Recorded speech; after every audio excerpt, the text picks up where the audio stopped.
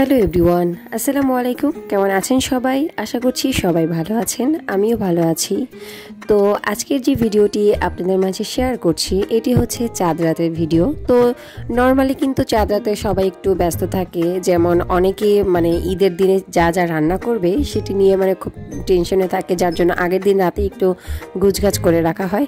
তো সেম আমাদেরও সেই একই অবস্থা, যেমন এখানে নুডলস ছিল, তারপরে হালিম ছিল, আর ফেন্নিটা রাতেই রান্না করে রাখবে, যেহেতু ঈদের দিন সময় পাওয়া যাবে না, যার জন্য একটু সময় নিয়ে চাঁদ রাতে রান্না করে রাখবে। আই থিঙ্ক এটা মনে হয় সবাই করে থাকে।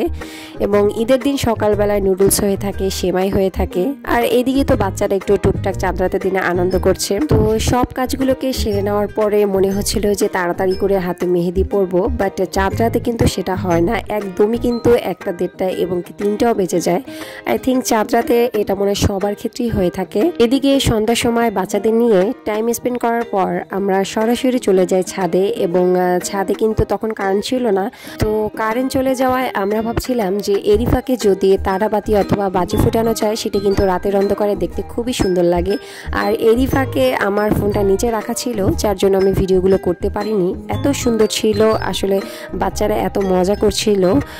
কারেন্ট থাকলে হয়তো বা তখন একটু টেনশন হতো যে কোথায় আগুন লাগে অথবা কোনো কিছু দুর্ঘটনা হয় কিনা, বাট যেহেতু কারেন্ট ছিল না, তো সেক্ষেত্রে কিন্তু ছাদে আমরা খুব ভালোই মজা করেছিলাম। যদিও আমাদের প্ল্যান ছিল চাঁদ রাতে আমরা পিকনিকের অ্যারেঞ্জমেন্ট করব।